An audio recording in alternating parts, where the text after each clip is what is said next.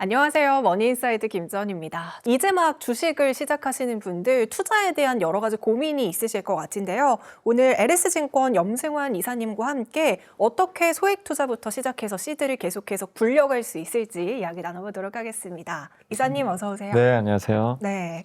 최근에 주식 시장이 많이 오르다 보니까 네. 이제 주식을 또 시작하시는 분들이 되게 많은 것 같아요. 네. 근데 아무래도 시드가 많으면 좋겠지만 이제 시드가 조금 없으신 네. 분들도 있잖아요. 이런 분들은 어떻게 주식을 시작하면 좋을까요? 소액도 의미가 있을까요? 근데 저는 일단 해야 된다고 생각해요. 뭐든 저도 이제 강연을 많이 다니는데 이렇게 보면 결국엔 두 부류로 나눌 수밖에 없어요. 얘기 듣고 그냥 지금이라도 해볼까? 네. 소액이라도 하시는 분이 있고 실천에 옮기는 분들이 있잖아요. 근데 사실 많은 분들이 되게 또 머뭇거리세요. 그냥 저 강사 말만 믿고 투자하는 게 맞는 건가? 진짜 이 주식시장 위험하지 않나? 그리고 이래저래 이제 고민만 하다가 못하는 경우들이 있어요. 근데 저는 지금 우리가 저희 이제 어머님 세대 같은 경우는 옛날에는 뭐 80년대, 90년대 금리도 높고 사실 투자할 필요가 없는 게 내 월급에 많은 걸 저축하면 다 자산이 만들어졌고 그걸로 아파트까지 샀잖아요. 근데 지금은 뭐 특히 MZ 세대분들은 택도 너무 없죠. 힘들죠. 네. 뭐 자산 모으기도 어렵지만 모은다고 해도 아파트 사기도 쉽지가 않고 그러다 보니까 이제 애초에 이제 그런 것들을 자산 형성하는 게 좀 힘든데 근데 결국엔 자산 형성하는 제일 좋은 방법은 뭐 미국에서도 검증됐잖아요. 주식 투자거든요. 소액으로. 예. 그렇기 때문에 저는 투자를 해야 된다. 우리가 사실 로또도 많이들 하시지만 로또 복권을 사야 당첨되잖아요. 안 사면 그 행동이 없으면 없어요, 그냥. 맞아요. 뭐 사야 되든 말든 하는 거니까. 그러니까 저도 말씀드리고 싶은 거는 소액 투자 무시하지 말고 일단 투자는 해야 된다. 네. 단 투자하기 전에 내가 목적을 가져야 돼요. 내가 이거를 단기간에 정말 많이 불려서 뭐 10배 수익 나고 이런 목적도 있겠지만 그건 정말 엄청나게 주식을 파서 공부해야 되는 몫이고 그게 아니라 직장 생활하면서 그게 쉽지 않잖아요. 근데 그게 아니라 나는 한번 노후 대비, 그러니까 55세부터 우리가 보통 퇴직연금 수령을 하니까 지금 20대 초반이나 30대 초반이라면 시간 많잖아요. 20년 이상. 나는 이 주식으로 한번 자산을 모아보겠다. 이런 마인드라면 저는 이 영상을 보시면서 빨리 증권계좌 트셔가지고 네. 소액으로라도 일단 뭐 ETF 같은 거, 요걸 좀 모으는 걸 한번 좀 시작을 해보자. 이렇게 좀 말씀드리고 싶습니다. 네. 아직도 주식 계좌 없으신 분들 지금이 시작입니다. 근데 이게 주식 투자가 사실 뭐 재테크의 일환이기도 하지만 주식 투자를 해야지만 경제 상황을 좀 공부를 하게 되더라고요. 네. 이런 점들도 굉장히 맞습니다. 좋은 것 네. 같고 그럼 혹시 공모주 투자는 어떻게 생각하세요? 공모주도 괜찮은데 네. 공모주가 한참 몇 년 전에 인기가 되게 많았어요. SK 바이오팜 그 네, 시절. 맞아요. 그때 뭐 하면 그냥 뭐 2배, 맞아요. 3배 나기도 했는데 저는 공모주도 되게 좋은 것 같아요. 왜 공모주 투자도 물론 뭐 다 성공하는 건 아닌데 시장의 유동성이 좋으면 공모주는 웬만하면 성공하는 케이스가 많고 그리고 이제 비상장 기업 중에 괜찮은 기업이 상장하는 거잖아요. 아무나 상장하는 건 아니니까. 근데 공모주 상장할 때 뭐 주변 뉴스나 이런 거 보시고 야 저거 경쟁률 높고 뭐 대박 난대더라 이런 것 때문에 하시는 분도 있지만 어쨌든 공모주 청약을 저는 해보시는 걸 왜 권유드리냐면 주식시장이 어떻게 돌아가는지를 알 수 있어요. 왜 주식시장이 중요한지가 공모주에서 나오거든요. 맞아요. 기업들이 장외시장이 있을 때는 자금 조달이 잘 안 돼요. 뭐 은행에서 돈 빌리고 싶어도 잘 안 되는 경우들이 있는데 이 기업들이 뭐 아시겠지만 메타도 옛날에 페이스북도 옛날에 비상장 기업인데 미국에 상장해가지고 엄청 돈 이제 확장하고 지금 성공을 했잖아요. 지금 우리나라에 상장되거나 미국에 상장한 유명한 기업들 다 그런 과정을 겪어서 커졌기 때문에 큰 기업 또 경제에도 기여할 수 있는 부분이 있거든요. 근데 그거를 내가 처음부터 이 기업과 같이 동행을 할 수가 있어요. 처음 스타트부터. 그래서 그 체험을 할 수 있어서 되게 좋고 또 공모주는 이렇게 소액으로도 충분히 할 수 있는 거니까 해보시고 한 가지만 더 당부드리고 싶은 건 공모주 할 때 내가 기업이 있잖아요. 이 기업을 그러면 한번 공부를 해보세요.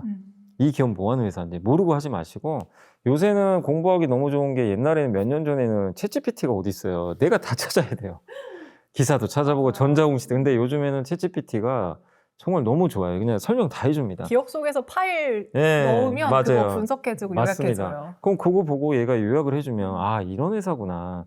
그러면 이 회사가 왜 상장하는지가 명확해지잖아요. 그래서 한번 분석도 해보시고 그게 기업 분석의 첫걸음이에요. 네. 그러면서 습관을 들이는 거니까 저는 공모주 수익이냐 손실보다도 한번 어차피 공모주에 그 경쟁이 치열하면 내가 많이 사고 싶어도 못 사거든요. 소액으로라도 한번 투자를 하셔가지고 시장에 한번 이게 주식시장이 이런 거구나 이런 좀 체험을 해보시는 관점에서 굉장히 저는 좋다고 생각을 합니다. 네. 그럼 어쨌든 이렇게 뭐 소액 투자던 공모주 투자던 해서 시드를 어느 정도 모았어요. 그 시드가 이제 1,000만 원이라고 했을 때 포트폴리오를 또 이제 정해야 되잖아요. 네. 어떻게 투자로 비중을 나눠보면 좋을까요? 꼭 그게 1,000만 원이 아니고 뭐 작은 금액이라도 일단 처음에 하실 때는 포트폴리오를 미리 좀 정해 놓으시면 좋을 것 같아요. 그게 뭐냐면 아직은 소액이니까 많이는 못 사니까 일단 어느 정도 자산이 형성될 때까지는 그러니까 좀 간소한 포트폴리오죠. 그래서 간소한 포트폴리오 뭐냐면 일단은 그냥 지수입니다. 네. 왜냐하면 이렇게 내가 뭐 한 달에 예를 들면 뭐 20만 원, 30만 원 투자하는데 그걸 쪼개가지고 반도체 사고 방산 사고 이게 쉽지는 않아요. 그렇죠. 네, 금액 단위가 작으니까 그런 경우는 저는 그냥 국내 뭐 코스피 200 추정하는 거 이거 지금 6천이라고 해서 마다할 게 아니라 그냥 적립식으로 투자하는 거거든요. 날짜 정하셔가지고 예를 들면 내 월급 날짜가 뭐 3월 20일이다. 그러면 이날은 코스피 200을 내가 만약에 나 50만 원 투자하겠다. 25만 원은 코스피 200 ETF를 그냥 기계적으로 하는 거예요. 요새는 적립식 자동 매매도 있거든요.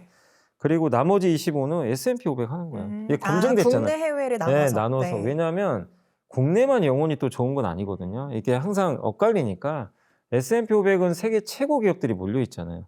그리고 S&P 500 기업들의 또 많은 부분이 해외 매출이 또 많아요. 이게 분산돼 있기 때문에 저는 그래서 이 두 가지를 골고루 소액일 때는 좀 이렇게 해보자.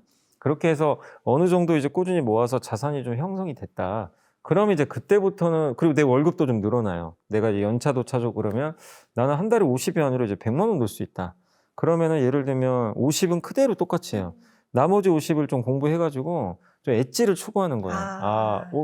공부해보니까 조선이 좀 뜰 것 같다. 예를 들면 이제 재작년 11월에 트럼프 대통령이 당선되자마자 한국에 배 좀 달라고 SOS 줬죠. 이건 누가 봐도 조선주에 좋잖아요. 그럼 우리나라 조선 ETF에서 투자하는 거예요. 작년에 젠슨항이 왔다 갔죠. 그때 현대차 정의선 회장을 만났단 말이에요. 로봇 사업 뭔가 하려나 보다. 그걸 눈치채신 분이면 현대차 관련된 자동차 ETF가 또 따로 있어요. 거기에 넣는 거예요. 근데 그거 실제로 투자하신 분은 진짜 결과가 좋았겠죠. 그러니까 이런 산업 ETF는요, 평소에 관심이 좀 있어야 돼요. 그게 안 되면 그냥 지수만 하셔도 돼요. 상관없는데 내가 평소에 이런 관심이 많아서 그런 것들을 좀 보는 눈이 생겼으면 나머지 50은 뭐 예를 들면 아까 조선, 뭐 반도체, 자동차를 이렇게 쪼개가지고 또 담는 거예요. 그렇게 해서 하시면서 끌고 가는 거죠.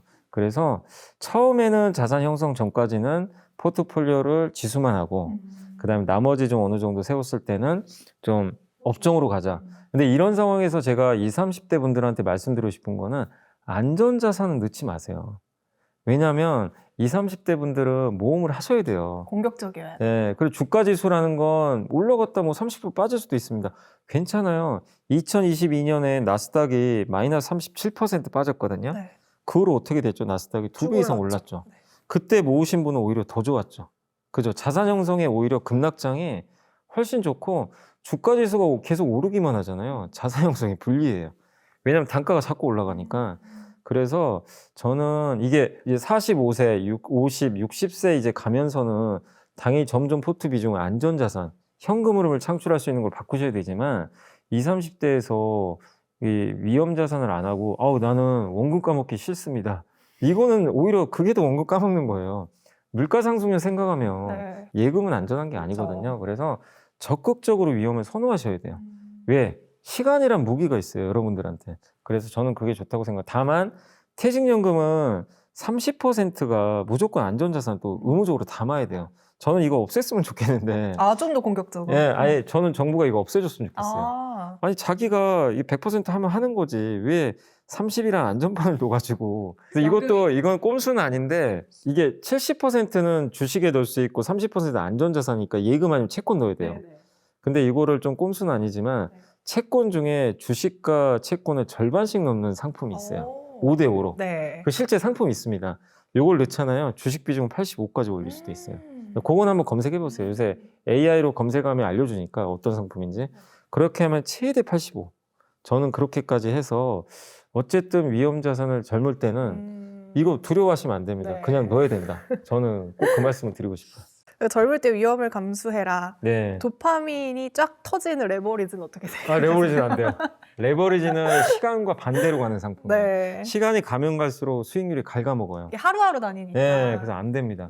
그래서 이게 코스피를 그대로 추정하거나 그런 자산을 이렇게 해야지 레버리지 아예 하지 말라는 건 아닌데 나 진짜 이 도파민 때문에 미치겠다 하시는 분들은 저는 늘 말씀드리는 게 레버리지를 내가 했어요. 네. 뭐 인버스라든가 뭐 이렇게 좀 고위험 상품이 있잖아요. 뭐 예를 들면 테슬라도 2배짜리 있잖아요. 맞아요. 그거는 3일 안에 그냥 끝내세요. 단기로 성공하든 실패하든 그냥 3일 안에 끝내고 또 내가 이거 테슬라 한 2배짜리 하면 내가 단기 한 10% 수익 날 것 같은데 그럼 들어가세요. 근데 3일 안에 끝내시라는 거예요. 왜냐하면 3일 안에도 승부 안 나면 내가 뭔가 잘못 본 거예요. 그렇죠. 그래서 성공이든 실패든 3일 안에 끝나면 레버리지에서 크게 다칠 건 없어요. 근데 왜 다치냐면 이걸 장기간 갖고 가세요. 운 좋아서 오르면 상관없는데 뭐 예를 들면 테슬라가 20% 빠졌어요. 내가 사자마자. 레버리지 마이너스 40 나요. 그럼 복구가 안 돼요. 그래서 저는 좀 팁을 드린다면 레버리지는 진짜 3일 안에 끝낸다는 생각으로 단기 투자만 하자. 네. 이걸 좀 말씀드리겠습니다. 그러면 아예 이제 분산 투자는 안정성을 챙길 수 있지만 네. 아예 집중 투자를 하면 그래도 수익률을 극대화할 수 있잖아요. 그죠? 지금 이 시점에서 집중 투자를 한다면 만약에 집중 투자라면 시드가 적을수록 저는 그냥 코스피 200을 투자해야 된다고 생각해요. 여기를 이길 수 있는 자산, 물론 반도체가 이길 수도 있지만 코스피 200 같은 경우 우리나라 전 산업이 들어가 있고 저는 AI 시대에 한국이 승자라고 생각하거든요. 거기에 또 정부가 의지를 가지고 지금 이재명 대통령도 ETF 사겠다고 본인이 직접 얘기했어요. 아파트 팔아가지고 굉장한 메시지를 준 거예요. 그래서 한마디로 한국에서 뭔가 자산 증시 하면 그동안은 뭐였죠? 부동산이죠. 네. 근데 이제는 이 공식을 바꿔버리겠다는 거죠. 정부가. 뭐 성공할지 모르지만 그래서 저는 시드가 좀 적다면 어쨌든 코스피 200에 저는 집중 투자하는 게 가장 좋고 근데 좀 약간의 시드가 좀 있다면 역시 그 코스피 200을 하시되 그중에 일부를 반도체 쪽으로 이렇게 좀 2개 정도로 분산하는 게 집중 투자를 한다면 네. 거기가 좀 가장 낫지 않나 이렇게 생각을 하고 있습니다. 근데 이게 요즘에 지수가 되게 많이 올랐잖아요. 그러다 보니까 제가 모아가고 있던 종목이 있는데 주가가 막 상승하다 보니까 모아가려니까 계속 이제 그건 평단가가 맞아요. 올라가는 거예요. 네. 그래도 상관없이 장기로 투자할 거라면 그냥 모아가는 게 맞는 근데 건가요? 이게 두 가지인데 이제 이런 분들이 있죠. 내가 예를 들면 목돈이 1,000만 원이 있는 분이 있고 나는 이제 월 무조건 50씩 지금 저축하고 있는 분들이 있다고 칠게요. 이 두 분의 이거는 다를 수밖에 없어요. 예를 들면 전자는 거치식이죠. 목돈이니까 이거를 사실 여기 6천 넘었는데 한 번에 넣었는데 만약에 코스피 5,500 가면 사실 또 멘붕 오거든요. 그쵸. 그거 좀만 기다렸다 할 걸. 그러니까 이런 분들은 한 3단계로 나누세요. 지금 30을 넣으세요. 왜냐하면 이게 그냥 너무 타이밍 되다가 영원히 못 사는 경우도 있어요. 작년에 3천부터 그 일이 발생한 거예요. 3천 올랐을 때도 이거 좀 쉬어가는 거 아니야? 그래서 주저하던 분들이 이거 4천 가니까 또 못 하시고 5천은 5천대로 못 하고. 그러니까 저는 말씀드리고 싶은 게 한 지금이라도 한 30은 넣으시고 이제 내가 어느 정도 좀 빠졌다 싶은 그 충격이 왔을 때 거기서 30 더 넣으시고 나머지 30은 좀 아껴 놓으세요. 최후의 수단인데 진짜 작년 11월에 많이 빠진 적 있잖아요. 그런 조정이 왔을 때 나머지 다 넣는 거죠. 그게 분할하면 조금 부담은 덜 하잖아요. 그렇게 하시고 다만 거치식이 아니라 적립식은 상관없어요. 지수가 뭐 7천이든 8천이든 5천이든 4천이든 상관없이 날짜가 중요해요. 내 날짜가 내가 15일로 정할 거냐 10일로 정할 거냐 이것만 정하세요. 그럼 기계적으로 그냥 계속 넣는 거예요. 전혀 상관이 없고요. 평단가 상관하지 말고. 예. 근데 그런 분들도 있어요. 적립식인데 급락할 때 난 사겠다. 네. 이런 분도 있어요. 네. 근데 그건 결코 좋은 전략 아니에요. 그거 생각하다가 이번처럼 강세장 오면요. 진짜 멘붕 와서 아예 아무것도 못 사고 그냥 매달 살 걸. 이런 거 보는 또 못한 경우들이 생기니까 그냥 날짜를 뭐 한 달에 2번 정하시던 건 상관없는데 특정 날짜를 정해서 그냥 계좌 보지 마시고 월급 들어오면 자동 매수되게 요걸 걸어 놓으세요. 저는 그 방법이 좀 가장 좋지 않나. 그래서 2개로 나눠서 하자 이렇게 말씀드리겠습니다. 근데 만약에 내가 뭐 결혼을 해야 된다거나 네. 집을 사야 된다거나 할 때 큰 돈이 필요하잖아요. 네. 이때 주식을 깨기에는 뭔가 조금 아까운데 네. 이거를 지키면서 뭔가 목돈을 꺼내실 수 있는 방법이 있을까요? 근데 이제 내가 뭐 예를 들면 어떤 특정 날짜가 얼마 안 남았어요. 예를 들면 이제 주식에서 수익도 좀 나 있고 근데 주가는 좀 부담스럽잖아요. 만약에 3개월 후에 이게 돈을 써야 돼요. 그러면 MMF에 넣으시면 돼요. ETF 중에 단기 금융 상품이 네네. 있거든요. MMF는 뭐 하루만 맡겨도 이자를 줘요. 네네. 뭐 많은 이자가 아니더라도 요게 1년 미만의 안전한 금융 상품에 투자해서 그 나오는 수익금을 주는 거예요. 그래서 물론 원금 보장이 되는 건 아니지만 사실상 거의 원금 보장되는 게 주로 국채 같은 데 많이 투자를. 국공채 예. 같은. 그러니까 망할 수는 없잖아요. 그래서 거기에 좀 빼놔요. 근데 은행에 우리가 수시 입출금 시 예금에 넣어 놓으면 이자가 너무 적잖아요. 사실 그냥 이자가 안 거의 나오니까. 없죠. 그래서 그런 경우에는 MMF 여기에 놓으셔 가지고 일정 부분 이자를 좀 취하시면서 기다리는 거죠. 이제 그리고 나서 내가 돈 필요할 때 그거를 그 매도하셔 가지고 웬만하면 MMF는 거의 원금 손실은 거의 없는 것 같아요. 그렇게 하시고 채권 ETF는 좀 그거는 단기간에는 좀 위험할 수 있는 게 왜 그러냐면 금리가 갑자기 튀잖아요. 만기가 남았다 하더라도 금리가 튀면 내가 3개월에 돈 필요해요. 채권을 매도하려고 봤더니 채권 가격이 떨어지는 경우가 있어요. 그럼 손해를 봐요. 그래서 채권 ETF는 추천드리지 않고 만약에 단기간에 목돈 개념이 있다면 번 돈을 MMF로 조금씩 옮겨서 그거를 현금화할 준비를 하자. 네. 이렇게 좀 말씀드리겠습니다. 번 돈이라고 하니까 또 생각나는 게 예. 많은 사람들이 돈 벌었어 하면은 매도해서 이걸로 뭐 차 살 거야, 뭐 명품 네. 가방 살 거야 하잖아요. 그것도 물론 좋겠지만 재투자가 더 좋은 거죠. 살아보니까 저도 후회하는 게 그거예요. 아, 좀 소비 좀 줄일 걸. 아. 좀 젊었을 때. 자산. 저도 이런 거를 그때 당시만 해도 젊었을 때는 생각을 안 했어요. 저도 증권사에 있었지만 사실 반성하는 부분 중에 하나죠. 아, 그때 그냥 계속 더 모을 걸.